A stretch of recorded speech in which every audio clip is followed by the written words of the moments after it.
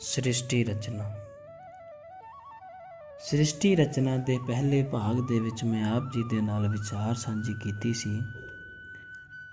ਕਿ ਸ੍ਰਿਸ਼ਟੀ ਰਚਨਾ ਤੋਂ ਪਹਿਲਾਂ ਦੀ ਸਥਿਤੀ ਕੀ ਸੀ। ਜਦੋਂ ਇਹ ਸ੍ਰਿਸ਼ਟੀ ਹਜੇ ਬਣੀ ਹੀ ਨਹੀਂ ਸੀ, ਉਸ ਤੋਂ ਪਹਿਲਾਂ ਦੀ ਜਿਹੜੀ ਸਥਿਤੀ ਸੀ ਉਹ ਕੀ ਸੀ। ਹੁਣ ਇਸੇ ਹੀ ਲੜੀ ਨੂੰ ਅੱਗੇ ਤੋਰਦਿਆਂ ਮੈਂ ਆਪ ਜੀ ਦੇ ਨਾਲ ਜੋ ਵਿਚਾਰ ਸਾਂਝੀ ਕਰਨ ਜਾ ਰਿਹਾ ਹਾਂ, ਉਸ ਦਾ ਸਿਰਲੇਖ ਹੈ ਕਿ ਸ੍ਰਿਸ਼ਟੀ ਰਚਨਾ ਕਿਸ ਨੇ ਰਚੀ। ਪਹਿਲੇ ਪ੍ਰਸ਼ਨ ਦੀ ਤਰ੍ਹਾਂ ਇਸ ਬਾਰੇ ਵੀ ਮਨੁੱਖ ਨੇ ਸੋਚਣ ਦਾ ਬਹੁਤ ਯਤਨ ਕੀਤਾ ਹੈ ਕਿ ਸ੍ਰਿਸ਼ਟੀ ਰਚਨਾ ਕਿਸ ਨੇ ਰਚੀ ਹੈ, ਕਿਉਂਕਿ ਮਨੁੱਖ ਨੂੰ ਜਿਹੜਾ ਪਰਮਾਤਮਾ ਨੇ ਦਿਮਾਗ ਬਖਸ਼ਿਆ ਹੈ ਉਹ ਨਵੇਂ ਤੋਂ ਨਵੇਂ ਹੀ ਕੋਈ ਨਾ ਕੋਈ ਘੜਤ ਘੜਦਾ ਹੀ ਰਹਿੰਦਾ ਹੈ। ਤਾਂ ਉਸਨੇ ਇਹ ਜਾਣਨ ਦੀ ਕੋਸ਼ਿਸ਼ ਕੀਤੀ ਕਿ ਜੇਕਰ ਇਹ ਸ੍ਰਿਸ਼ਟੀ ਰਚਨਾ ਬਣੀ ਹੈ ਜਦੋਂ ਇਸ ਤੋਂ ਪਹਿਲਾਂ ਦੀ ਜੋ ਸਥਿਤੀ ਸੀ, ਫਿਰ ਉਸਨੇ ਇਹ ਵੀ ਜਾਣਨ ਦੀ ਕੋਸ਼ਿਸ਼ ਕੀਤੀ ਹੈ ਕਿ ਸ੍ਰਿਸ਼ਟੀ ਰਚਨਾ ਜਿਹੜੀ ਹੈ ਉਹ ਕਿਸ ਨੇ ਰਚੀ ਹੈ। ਭਾਰਤੀ ਖੱਡ ਦਰਸ਼ਨ ਵਿੱਚੋਂ ਕੋਈ ਵੀ ਸ੍ਰਿਸ਼ਟੀ ਦਾ ਕਰਤਾ ਜੋ ਹੈ ਉਹ ਪਰਮਾਤਮਾ ਨੂੰ ਨਹੀਂ ਮੰਨਦਾ। ਭਾਰਤੀ ਖੱਡ ਦਰਸ਼ਨ ਵਾਲੇ ਇਹ ਕਹਿੰਦੇ ਹਨ ਕਿ ਇਹ ਸ੍ਰਿਸ਼ਟੀ ਜਿਹੜੀ ਹੈ ਉਹ ਪਰਮਾਤਮਾ ਨੇ ਨਹੀਂ ਬਣਾਈ। ਕੋਈ ਇਸ ਨੂੰ ਅਨਾਦਿ ਮੰਨਦਾ ਹੈ ਤੇ ਕੋਈ ਪਰਮਾਤਮਾ ਦੀ ਹੋਂਦ ਤੋਂ ਹੀ ਮੁਨਕਰ ਹੈ। ਕੋਈ ਇਸ ਨੂੰ ਅਨਾਦਿ ਕਹਿ ਦਿੰਦਾ ਹੈ ਤੇ ਕੋਈ ਆਖਦਾ ਹੈ ਕਿ ਬ੍ਰਹਮਾ ਦੀ ਹੋਂਦ ਹੈ, ਇਹ ਬ੍ਰਹਮਾ ਨੇ ਸ੍ਰਿਸ਼ਟੀ ਸਾਜੀ ਹੈ। ਅਤੇ ਕੋਈ ਕਹਿੰਦਾ ਹੈ ਕਿ ਇਹ ਸ੍ਰਿਸ਼ਟੀ ਨਿਰਾ ਭਰਮ ਹੈ, ਭੁਲੇਖਾ ਹੈ, ਛਲ ਹੈ।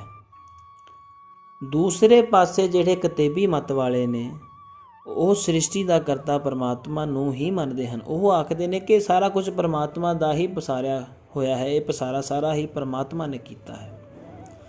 ਪਰ ਉਹਨਾਂ ਦੇ ਵਿਚਾਰ ਦਾਰਸ਼ਨਿਕ ਅਤੇ ਵਿਗਿਆਨਿਕ ਹੋਣ ਦੀ ਥਾਂ ਪੁਰਾਣਿਕ ਹੀ ਹਨ। ਉਹਨਾਂ ਦੇ ਜਿਹੜੇ ਵਿਚਾਰ ਨੇ ਉਹ ਅੱਜ ਕੱਲ੍ਹ ਦੀ ਜਨਰੇਸ਼ਨ ਦੇ ਵਿਚਾਰਾਂ ਨਾਲ ਮੇਲ ਨਹੀਂ ਖਾਂਦੇ।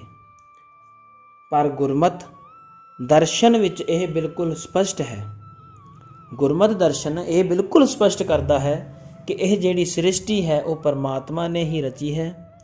ਇਹ ਪਰਮਾਤਮਾ ਦਾ ਹੀ ਸਾਰਾ ਪਸਾਰਾ ਹੈ। ਇਹ ਉਹ ਕਰਤੇ ਦੀ ਹੀ ਰਚਨਾ ਹੈ। ਉਹ ਕਰਤਾ ਇਸ ਵਿੱਚ ਆਪ ਵਾਸਾ ਕਰਦਾ ਹੈ। ਸ਼੍ਰੀ ਗੁਰੂ ਨਾਨਕ ਦੇਵ ਜੀ ਫਰਮਾਉਂਦੇ ਹਨ, ਕੀਤਾ ਪਸਾਓ ਏਕੋ ਕਵਾਓ, ਤਿਸਤੇ ਹੋਏ ਲੱਖ ਦਰਿਆਓ। ਕਿ ਜਿਹੜਾ ਇਹ ਸਾਰਾ ਹੀ ਪਸਾਰਾ ਹੈ ਉਸ ਇੱਕੋ ਦਾ ਹੀ ਹੈ, ਇੱਕ ਅਕਾਲ ਪੁਰਖ ਸ਼ਕਤੀ ਦਾ ਹੀ ਹੈ ਪਸਾਰਾ, ਜਿਸ ਨੇ ਇਹ ਸਾਰੀ ਸ੍ਰਿਸ਼ਟੀ ਸਾਜੀ ਹੈ। ਆਸਾ ਦੀ ਵਾਰ ਦੇ ਵਿੱਚ ਵੀ ਗੁਰੂ ਸਾਹਿਬ ਜੀ ਫਰਮਾਉਂਦੇ ਹਨ ਕਿ ਆਪੀ ਨੇ ਆਪ ਸਾਜਿਓ, ਆਪੀ ਨੇ ਰਚਿਓ ਨਾਓ, ਦੁਈ ਕੁਦਰਤ ਸਾਜੀਐ ਕਰ ਆਸਣ ਡਿਠੋ ਚਾਓ। ਕਿ ਆਪੀ ਨੇ ਆਪ ਸਾਜਿਓ, ਪਹਿਲਾਂ ਉਸ ਪਰਮਾਤਮਾ ਨੇ ਆਪਣੇ ਆਪ ਨੂੰ ਸਾਜਿਆ। ਆਪੀ ਨੇ ਰਚਿਓ ਨਾਉ, ਫਿਰ ਆਪਣੇ ਨਾਮ ਨੂੰ ਆਪੇ ਹੀ ਰਚਿਆ। ਦੁਈ ਕੁਦਰਤ ਸਾਜੀ ਹੈ, ਫਿਰ ਉਸਨੇ ਸ੍ਰਿਸ਼ਟੀ ਰਚੀ, ਕੁਦਰਤ ਸਾਜੀ।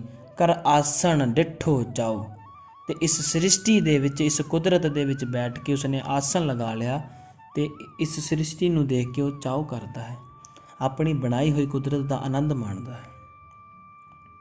ਸ੍ਰੀ ਗੁਰੂ ਅਰਜਨ ਦੇਵ ਜੀ ਸੁਖਮਨੀ ਸਾਹਿਬ ਦੀ ਬਾਣੀ ਦੇ ਵਿੱਚ ਇਸ ਵਿਚਾਰ ਦੀ ਪੁਸ਼ਟੀ ਕਰਦੇ ਹੋਏ ਕਥਨ ਕਰਦੇ ਹਨ ਕਿ ਇਸ ਸੰਸਾਰ ਦਾ ਕਰਤਾ ਪ੍ਰਭੂ ਆਪ ਹੈ। ਉਹ ਆਪ ਹੀ ਸ੍ਰਿਸ਼ਟੀ ਵਿੱਚ ਵਿਆਪਕ ਹੈ, ਸਿਰਜਣਹਾਰ ਹੈ। ਸਾਰਾ ਹੀ ਪਸਾਰਾ ਉਹਦੇ ਹੁਕਮ ਦੇ ਵਿੱਚ ਹੈ। ਉਹ ਆਪ ਹੀ ਸ੍ਰਿਸ਼ਟੀ ਵਿੱਚ ਵਿਆਪਕ ਹੈ। ਕਰਨ ਕਾਰਨ ਪ੍ਰਭ ਏਕ ਹੈ, ਦੂਸਰ ਨਾ ਹੀ ਕੋਈ। ਕਿ ਕਰਨ ਵਾਲਾ ਕਾਰਨ ਹੈ, ਜੋ ਵੀ ਹੈ ਉਹ ਸਭ ਕੁਝ ਪ੍ਰਭੂ ਪਰਮਾਤਮਾ ਸਿਰਫ ਇੱਕ ਹੈ। ਕਰਨ ਕਾਰਨ ਪ੍ਰਭ ਏਕ ਹੈ। ਕਰਨ ਵਾਲਾ, ਪਸਾਰੇ ਨੂੰ ਕਰਨ ਵਾਲਾ, ਪਸਾਰਾ ਸਾਜਣ ਵਾਲਾ, ਧਰਤੀ ਨੂੰ ਸਾਜਣ ਵਾਲਾ, ਜੀਵ ਜੰਤੂਆਂ ਨੂੰ ਬਣਾਉਣ ਵਾਲਾ, ਪੇੜ ਪੌਦਿਆਂ ਨੂੰ ਬਣਾਉਣ ਵਾਲਾ, ਜਾਨਵਰਾਂ ਨੂੰ ਪੈਦਾ ਕਰਨ ਵਾਲਾ, ਪਹਾੜਾਂ ਨੂੰ ਬਣਾਉਣ ਵਾਲਾ, ਧਰਤੀ ਦੇ ਅੰਦਰ ਪਾਣੀ ਨੂੰ ਪੈਦਾ ਕਰਨ ਵਾਲਾ, ਆਕਾਸ਼ ਬਣਾਉਣ ਵਾਲਾ, ਸਮੁੰਦਰਾਂ ਨੂੰ ਬਣਾਉਣ ਵਾਲਾ, ਇੱਥੋਂ ਤੱਕ ਕਿ ਮਨੁੱਖ ਦੀ ਖੁਸ਼ੀ ਗਮੀ ਹਰ ਇੱਕ ਚੀਜ਼ ਜਿਹੜੀ ਹੈ ਉਹ ਪਰਮਾਤਮਾ ਅਕਾਲ ਪੁਰਖ ਨੇ ਬਣਾਈ ਹੈ। ਉਸ ਦੇ ਹੁਕਮ ਦੇ ਅਨੁਸਾਰ ਅਸੀਂ ਸਾਰੇ ਕਾਰਜ ਕਰਦੇ ਹਾਂ। ਦੂਸਰ ਨਾ ਹੀ ਕੋਈ, ਦੂਜਾ ਕੋਈ ਵੀ ਨਹੀਂ ਹੈ। ਕਰਨ ਕਾਰਨ ਪ੍ਰਭ ਏਕ ਹੈ, ਦੂਸਰ ਨਾ ਹੀ ਕੋਈ। ਉਸ ਅਕਾਲ ਪੁਰਖ ਪਰਮਾਤਮਾ ਦੇ ਵਰਗਾ ਦੂਜਾ ਕੋਈ ਵੀ ਨਹੀਂ ਹੈ, ਨਾ ਕੋਈ ਹੈ ਤੇ ਨਾ ਕੋਈ ਹੋ ਸਕਦਾ ਹੈ। ਨਾਨਕ ਤਿਸ ਬਲਿਹਾਰਣੈ ਜਲ ਥਲ ਮਹੀ ਅਲਸੋਏ। ਕਿ ਉਹ ਪਰਮਾਤਮਾ ਦਾ ਕਹਿਣਾ ਕਥਿਆ ਨਹੀਂ ਜਾ ਸਕਦਾ। ਉਸ ਪਰਮਾਤਮਾ ਦੇ ਜਿਹੜਾ ਉਸ ਪਰਮਾਤਮਾ ਨੇ ਸਾਡੇ ਉੱਤੇ ਉਪਕਾਰ ਕੀਤਾ ਹੈ, ਉਸ ਦੀ ਸਪਸ਼ਟਤਾ ਕਰਨੀ ਬਹੁਤ ਔਖੀ ਹੈ।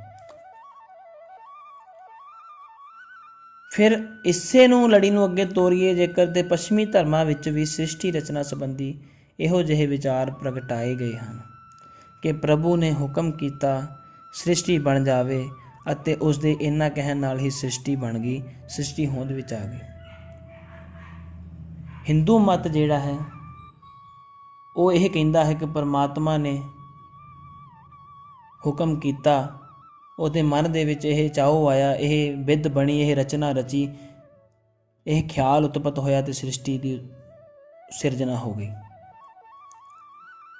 ਪਰਮਾਤਮਾ ਨੇ ਕਿਹਾ ਕੁਨ ਤੇ ਸ੍ਰਿਸ਼ਟੀ ਬਣ ਗਈ।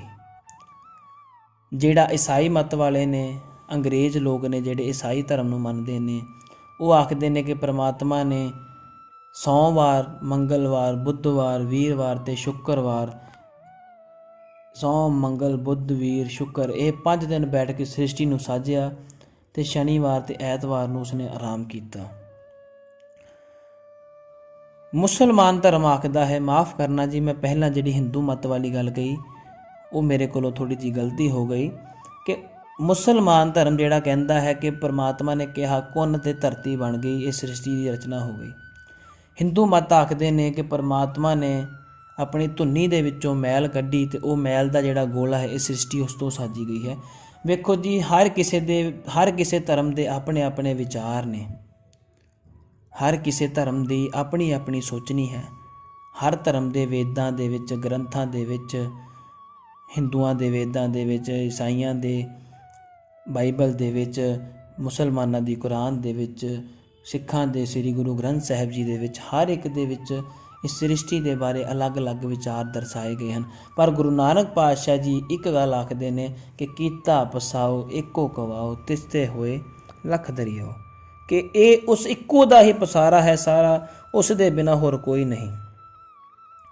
ਤੇ ਇਸ ਸ੍ਰਿਸ਼ਟੀ ਨੂੰ ਸਿਰਫ ਉਹੀ ਜਾਣਦਾ ਹੈ ਜਿਹਨੇ ਇਸ ਨੂੰ ਸਾਜਿਆ ਹੈ। ਜਿਨ ਸ੍ਰਿਸ਼ਟੀ ਸਾਜੀ ਸੋਈ ਜਾਣੇ, ਕਿ ਉਹੀ ਜਾਣਦਾ ਹੈ ਕਿ ਸ੍ਰਿਸ਼ਟੀ ਨੂੰ ਉਹਨੇ ਕਿਸ ਤਰ੍ਹਾਂ ਸਾਜਿਆ ਹੈ ਤੇ ਕਿਸ ਤਰ੍ਹਾਂ ਉਹ ਸ੍ਰਿਸ਼ਟੀ ਨੂੰ ਚਲਾ ਰਿਹਾ ਹੈ, ਕਿਸ ਤਰ੍ਹਾਂ ਉਹਦੇ ਹੁਕਮ ਅਨੁਸਾਰ ਇਹ ਸਭ ਕੁਝ ਚੱਲਦਾ ਹੈ। ਇਹ ਉਹੀ ਪਰਮਾਤਮਾ ਹੀ ਜਾਣਦਾ ਹੈ, ਇਹ ਹੋਰ ਕੋਈ ਨਹੀਂ ਜਾਣ ਸਕਦਾ। ਤੇ ਜੇਕਰ ਕੋਈ ਉਸ ਪਰਮਾਤਮਾ ਦਾ ਨਾਮ ਜਪ ਕੇ ਆਪਣੀ ਦੁਨੀਆ ਦੇ ਵਿੱਚ ਕੀਤੀ ਹੋਈ ਉਸ ਪਰਮਾਤਮਾ ਦੇ ਨਾਮ ਦੀ ਕਮਾਈ ਦੇ ਨਾਲ ਉਸ ਪਰਮਾਤਮਾ ਨੂੰ ਪ੍ਰਾਪਤ ਕਰ ਵੀ ਲੈਂਦਾ ਹੈ ਤਾਂ ਉਸ ਨੂੰ ਵੀ ਇਹ ਹੁਕਮ ਨਹੀਂ ਹੈ, ਜੇਕਰ ਉਹ ਇਸ ਗੱਲ ਨੂੰ ਜਾਣ ਲੈਂਦਾ ਹੈ ਕਿ ਸ੍ਰਿਸ਼ਟੀ ਕਿਸ ਤਰ੍ਹਾਂ ਸਾਜੀ ਗਈ, ਤੇ ਉਸ ਨੂੰ ਵੀ ਇਹ ਹੁਕਮ ਨਹੀਂ ਹੈ ਕਿ ਉਹ ਆਪਣੇ ਮੂੰਹ ਤੋਂ ਬਿਆਨ ਕਰ ਸਕੇ, ਕਿਉਂਕਿ ਦੁਨੀਆ ਦੇ ਵਿੱਚ ਇਹੋ ਜਿਹੀ ਕੋਈ ਜ਼ੁਬਾਨ ਹੀ ਨਹੀਂ ਬਣੀ ਜਿਹੜੀ ਉਸ ਅਕਾਲ ਪੁਰਖ ਨੂੰ, ਉਸ ਪਰਮਾਤਮਾ ਦੇ ਕੀਤੇ ਹੋਏ ਉਪਕਾਰਾਂ ਨੂੰ ਚੰਗੀ ਤਰ੍ਹਾਂ ਬਿਲਕੁਲ ਹੂ ਬਹੂ ਸਪਸ਼ਟ ਕਰ ਸਕੇ। ਜਾ ਕਰਤਾ ਸ੍ਰਿਸ਼ਟੀ ਕੋ ਸਾਜੇ ਆਪੇ ਜਾਣੇ ਸੋਈ, ਜਿਨ ਸ੍ਰਿਸ਼ਟ ਸਾਜੀ ਸੋਈ ਜਾਣੇ, ਤੇ ਜਾਂ ਕਰਤਾ ਸ੍ਰਿਸ਼ਟੀ ਕੋ ਸਾਜੇ ਆਪੇ ਜਾਣੇ ਸੋਈ, ਕਿ ਜਿਨਨੇ ਸ੍ਰਿਸ਼ਟੀ ਨੂੰ ਸਾਜਿਆ ਹੈ ਸਿਰਫ ਉਹੀ ਜਾਣਦਾ ਹੈ। ਜਾਂ ਕਰਤਾ ਸ੍ਰਿਸ਼ਟੀ ਕੋ ਸਾਜੇ, ਵੀ ਕਰਨ ਵਾਲਾ ਪਰਮਾਤਮਾ ਜਿਹੜਾ ਕਰਤਾ ਹੈ ਉਹ ਸ੍ਰਿਸ਼ਟੀ ਨੂੰ ਸਾਜ ਕੇ ਆਪੇ ਜਾਣੇ ਸੋਈ, ਕਿ ਉਹੀ ਜਾਣਦਾ ਹੈ, ਉਹੀ ਜਾਣਦਾ ਹੈ, ਹੋਰ ਕੋਈ ਨਹੀਂ ਜਾਣਦਾ। ਬਲਿਹਾਰੀ ਗੁਰ ਆਪਣੇ ਦਿਉਹਾੜੀ ਸਦਵਾਰ, ਜਿਨ ਮਾਨਸ ਤੇ ਦੇਵਤੇ ਕੀਏ ਕਰਤ ਨਾ ਲਾਗੀ ਵਾਰ। ਉਸ ਪਰਮਾਤਮਾ ਨੇ ਬਲਿਹਾਰੀ ਗੁਰ ਆਪਣੇ, ਬਲਿਹਾਰ ਜਾਣੇ ਉਸ ਗੁਰੂ ਤੋਂ, ਦਿਉਹਾੜੀ ਸਦਵਾਰ, ਜਿਨ ਮਾਨਸ ਤੇ ਦੇਵਤੇ, ਜਿਹਨੇ ਮਨੁੱਖਾਂ ਨੂੰ ਦੇਵਤੇ ਬਣਾ ਦਿੱਤਾ, ਇਸ ਸ੍ਰਿਸ਼ਟੀ ਨੂੰ ਸਾਜ ਕੇ, ਜਿਨ ਮਾਨਸ ਤੇ ਦੇਵਤੇ ਕਰਤ ਨਾ ਲਾਗੀ ਵਾਰ। ਫਿਰ ਪਰਮਾਤਮਾ ਦੀ ਉਸਤਤ ਜਿੰਨੀ ਵੀ ਕੀਤੀ ਜਾ ਸਕੇ ਉਹ ਘੱਟ ਹੈ। ਇਹ ਹੈ ਕਿ ਸ੍ਰਿਸ਼ਟੀ ਰਚਨਾ ਕਿਸ ਨੇ ਰਚੀ, ਉਸ ਬਾਰੇ ਮੈਂ ਆਪ ਜੀ ਦੇ ਨਾਲ ਜੋ ਵਿਚਾਰ ਕੀਤੇ ਸੀ। ਫਿਰ ਇਸ ਤੋਂ ਜਿਹੜਾ ਅਗਲਾ ਟੌਪਿਕ ਆ ਜਾਂਦਾ ਹੈ, ਕਿਉਂਕਿ ਇਹ ਜੱਗ ਸੱਚੇ ਕੀ ਹੈ ਕੋਠੜੀ, ਸੱਚੇ ਕਾ ਵਿਸ਼ਵਾਸ, ਕਿ ਇਹ ਜਿਹੜਾ ਪਰਮਾਤਮਾ ਨੇ ਸ੍ਰਿਸ਼ਟੀ ਸਾਜੀ ਹੈ ਸੱਚੇ ਦੀ ਕੋਠੜੀ ਹੈ। ਇਹਦੇ ਵਿੱਚੋਂ ਸੱਚੇ ਦਾ ਆਪਣਾ ਵਾਸ ਹੈ, ਉਹ ਕਣ ਕਣ ਦੇ ਵਿੱਚ ਵਸਦਾ ਹੈ। ਕਣ ਕਣ ਮੈਂ ਹਰ ਜੂ ਵਸੈ ਸੰਤਨ ਕਹਿਓ ਪੁਕਾਰ, ਉਹ ਪਰਮਾਤਮਾ ਕਣ ਕਣ ਦੇ ਵਿੱਚ ਵਸਿਆ ਹੈ। ਘਟ ਘਟ ਕੇ ਅੰਤਰ ਕੀ ਜਾਣਤ, ਉਹ ਘਟ ਘਟ ਕੇ ਅੰਤਰ ਕੀ ਜਾਣ, ਵੀ ਘਟਾਂ ਘਟਾਂ ਦੇ ਉਹ ਸਭ ਦੇ ਦਿਲਾਂ ਦੀਆਂ ਜਾਣਦਾ ਹੈ। ਉਹ ਪਰਮਾਤਮਾ ਕਿਸੇ ਤੋਂ ਵੱਖ ਨਹੀਂ ਹੈ। ਬੁੱਲੇ ਸ਼ਾਹ ਵੀ ਇਸ ਗੱਲ ਨੂੰ ਬਿਆਨ ਕਰਦਾ ਹੈ ਕਿ ਬੁੱਲੇ ਸ਼ਾਹ ਦਾ ਇੱਕ ਕਹਿ ਲਈਏ ਕਿ ਇੱਕ ਵਾਕ ਹੈ ਕਿ ਸੱਜਣਾ ਰੱਬ ਤੇਤੋਂ ਵੱਖ ਨਹੀਂ, ਪਰ ਤੇਰੇ ਕੋਲ ਵੇਖਣ ਵਾਲੀ ਅੱਖ ਨਹੀਂ, ਕਿ ਪਰਮਾਤਮਾ ਤੇਰੇ ਤੋਂ ਵੱਖਰਾ ਨਹੀਂ ਹੈ, ਉਹ ਤਾਂ ਤੇਰੇ ਅੰਦਰ ਵਸਦਾ ਹੈ। ਤੂੰ ਜੰਗਲਾਂ ਦੇ ਵਿੱਚ ਨਾ ਭਟਕਦਾ ਫਿਰ, ਪਰਮਾਤਮਾ ਤੇਰੇ ਵਿੱਚ ਬੈਠਾ ਹੋਇਆ, ਤੂੰ ਉਸ ਨੂੰ ਅੰਦਰ ਲੱਭ। ਤੇ ਅੰਦਰੋਂ ਕਿਸ ਤਰ੍ਹਾਂ ਲੱਭੇਗਾ? ਜਦੋਂ ਕਾਮ, ਕ੍ਰੋਧ, ਲੋਭ, ਮੋਹ, ਹੰਕਾਰ, ਇਹ 5 ਵਿਕਾਰਾਂ ਨੂੰ ਅਸੀਂ ਜਦੋਂ ਕਾਬੂ ਵਿੱਚ ਕਰ ਲਵਾਂਗੇ ਨਾ, ਫਿਰ ਉਹ ਪਰਮਾਤਮਾ ਸਾਡੇ ਅੰਦਰੋਂ ਸਾਨੂੰ ਆਪਣੇ ਆਪ ਦਿਖ ਜਾਵੇਗਾ। ਕਿਉਂਕਿ ਜੇਕਰ ਇਸ ਸਾਰੇ ਹੀ ਰਸ ਨੂੰ ਜਾਣਨਾ ਹੈ ਤਾਂ ਉਸ ਇੱਕੋ ਆਸਰਾ ਹੈ, ਉਹ ਹੈ ਗੁਰਬਾਣੀ। ਗੁਰਬਾਣੀ ਦੇ ਵਿੱਚ, ਗੁਰੂ ਗ੍ਰੰਥ ਸਾਹਿਬ ਮਹਾਰਾਜ ਜੀ ਦੇ ਸਰੂਪ ਦੇ ਵਿੱਚ ਜਿੰਨੀ ਅਸੀਂ ਬਾਣੀ ਪੜ੍ਹਾਂਗੇ, ਵਿਚਾਰਾਂਗੇ, ਸਾਨੂੰ ਆਪਣੇ ਸਵਾਲਾਂ ਦੇ ਜਵਾਬ ਮਿਲਦੇ ਜਾਣਗੇ। ਕਿਉਂਕਿ ਇਹ ਜੋ ਖਜ਼ਾਨਾ ਸਾਨੂੰ ਪਰਮਾਤਮਾ ਨੇ ਬਖਸ਼ਿਆ ਹੈ, ਅਕਾਲ ਪੁਰਖ ਦੀ ਬਖਸ਼ਿਸ਼ ਹੈ, ਜੋ ਅਕਾਲ ਪੁਰਖ ਦੇ ਹੁਕਮ ਅਨੁਸਾਰ 10 ਗੁਰੂ ਸਾਹਿਬਾਨਾਂ ਨੇ ਸਾਨੂੰ ਇਹ ਖਜ਼ਾਨਾ ਬਖਸ਼ਿਆ ਹੈ, ਉਸ ਖਜ਼ਾਨੇ ਦੇ ਵਿੱਚੋਂ ਜਿੰਨਾ ਵੀ ਹੀਰੇ, ਮੋਤੀ, ਲਾਲ, ਜਵੇਹਰ ਜੜੇ ਸ਼ਬਦ ਨੇ, ਜੋ ਉਹਨਾਂ ਤੋਂ ਵੀ, ਉਹਨਾਂ ਹੀਰੇ, ਮੋਤੀਆਂ, ਜਵੇਹਰਾਂ ਤੋਂ, ਲਾਲਾਂ ਤੋਂ ਵੀ ਜਿਹੜੇ ਕੀਮਤੀ ਸ਼ਬਦ ਨੇ, ਜੇਕਰ ਅਸੀਂ ਉਹਨਾਂ ਸ਼ਬਦਾਂ ਨੂੰ ਪੜ੍ਹ ਕੇ ਵਿਚਾਰੀਏ ਗੁਰਬਾਣੀ ਨੂੰ, ਤੇ ਸਾਨੂੰ ਸਾਡੇ ਸਾਰੇ ਸਵਾਲਾਂ ਦਾ ਜਵਾਬ ਮਿਲ ਜਾਵੇਗਾ। ਸੋ ਇੰਨੀਆਂ ਕੁ ਬੇਨਤੀਆਂ ਪ੍ਰਵਾਨ ਕਰਨੀਆਂ ਜੀ। ਇਸ ਤੋਂ ਅਗਲੇ ਭਾਗ ਦੇ ਵਿੱਚ ਅਸੀਂ ਗੱਲ ਕਰਾਂਗੇ, ਇਸ ਬਾਰੇ ਵਿਚਾਰ ਕਰਾਂਗੇ ਕਿ ਇਹ ਸ੍ਰਿਸ਼ਟੀ ਕਿਉਂ ਰਚੀ ਗਈ। ਹੋਈਆਂ ਬੇਅੰਤ ਭੁੱਲਾਂ ਦੀ ਖਿਮਾ। ਵਾਹਿਗੁਰੂ ਜੀ ਕਾ ਖਾਲਸਾ, ਵਾਹਿਗੁਰੂ ਜੀ ਕੀ ਫਤਿਹ।